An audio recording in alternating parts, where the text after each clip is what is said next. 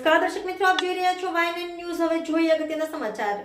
વડોદરા મહાનગરપાલિકા સભાગૃહમાં સભાનું સંચાલન પ્રથમ વખત બાલિકાઓ કરશે, જેને લઈને એક બેઠક મળી। વડોદરા મહાનગરપાલિકાના સભાગૃહમાં પ્રથમ વખત આ પ્રકારનું આયોજન બાલિકાઓ સભાનું સંચાલન કરશે, જેને લઈને બેઠક મળી।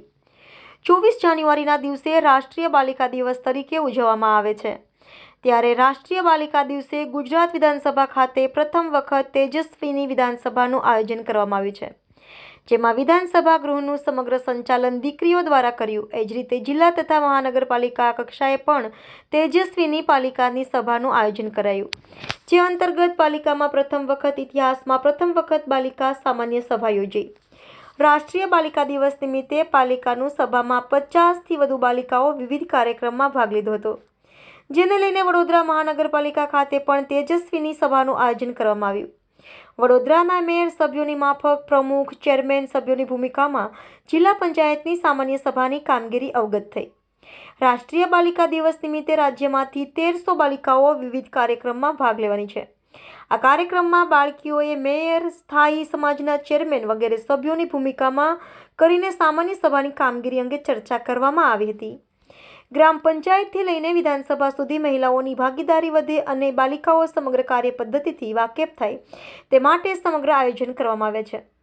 ઉલ્લેખનીય છે કે ગાંધીનગર જિલ્લામાં સૌપ્રથમ દહેગામ તાલુકાના કડઝોદરા ગામમાં બાલિકા પંચાયતની રચના કરવામાં આવી છે, જેમાં 11 થી 21 વર્ષની દીકરીઓને સરપંચ, ઉપસરપંચ, વોર્ડ સભ્ય બનાવવામાં આવી છે।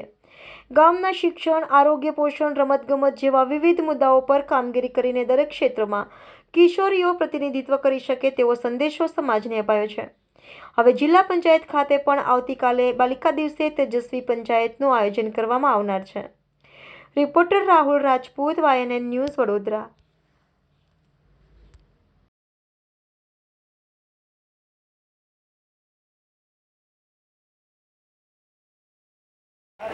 હેલો,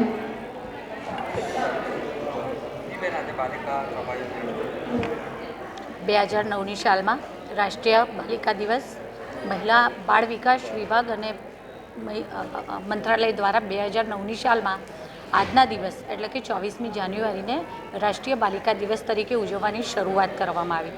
ત્યારે અત્યારે આપણા જે મંત્રીશ્રી છે ભાનુબેન બાબરિયા, મહિલા બાળ વિકાસ અને વિભાગના જે મંત્રીશ્રી છે ભાનુબેન બાબરિયાને એક વિચાર આવ્યો કે આજના આ રાષ્ટ્રીય બાલિકા દિવસને કંઈક અલગ રીતે, અનોખી રીતે ઉજવવામાં આવે।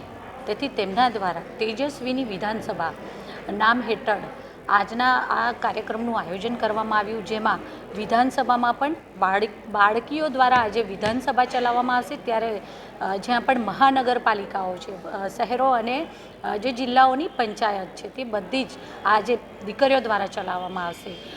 જ્યારે સરકારશ્રી દ્વારા નારી શક્તિ વંદન અધિનિયમ એક્ટ હેઠળ રાષ્ટ્રના નિર્માણમાં મહિલા શક્તિને પ્રાધાન્ય મળે તે માટે 33% અનામત ડિક્લેર કરવામાં આવ્યું અને એ સંમતિથી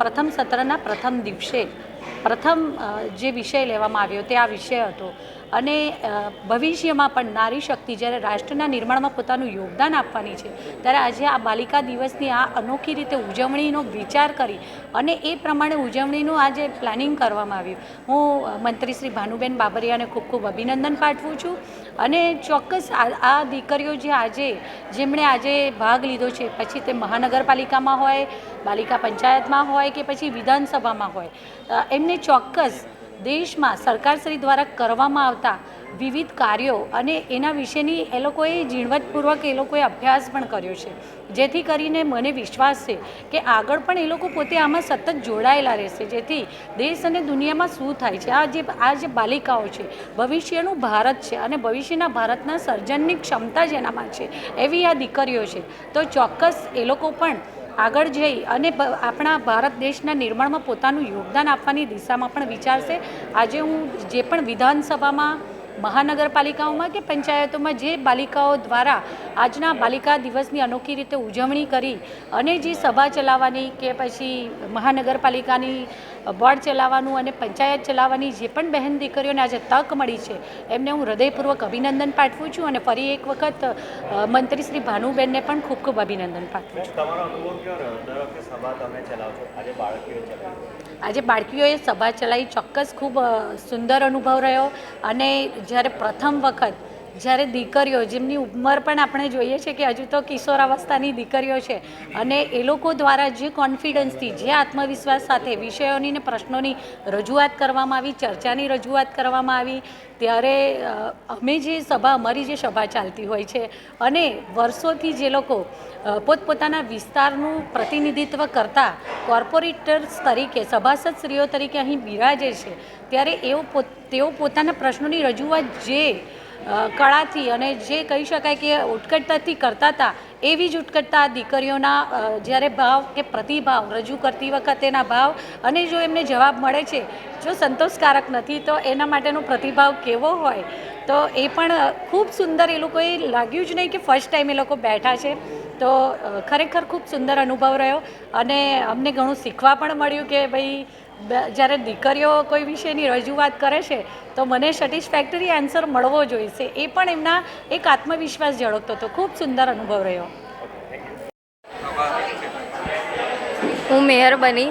પહેલાં તો મેં અહીંયા જેટલા બી હતા એ બધાને થેન્ક યુ કહું છું કે મને આ ઓપોર્ચ્યુનિટી મળી કે મેં અહીંયા આજે આવી અને મને ખબર પડી કે વડોદરા જે છે એની અંદર કેટલા બધા પ્રોબ્લેમ્સ એવા છે જે લોકો ફેસ કરે છે અને આ જેટલી બી બાળકીઓ હતી એ બધી અપકમિંગ જનરેશન છે, એટલે એ છે એ લોકો પોતા પહેલાં અવેર થાય કે શું પ્રોબ્લેમ છે અને બીજાને બી એ લોકો અવેર કરે.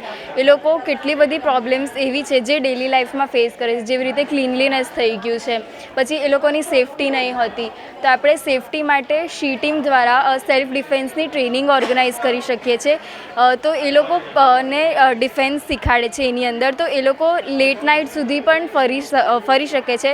સેફટી થઈ ગઈ, ક્લીનલીનેસ થઈ ગઈ, એવા એટલા બહુ બધા પ્રોબ્લેમ્સ છે જેના પર આપણે વર્ક કરી શકીએ છીએ અને એ લોકોને સોલ્યુશન આપી શકીએ છીએ. પ્રીતિ. Subscribe now and press the bell icon. Never miss an update.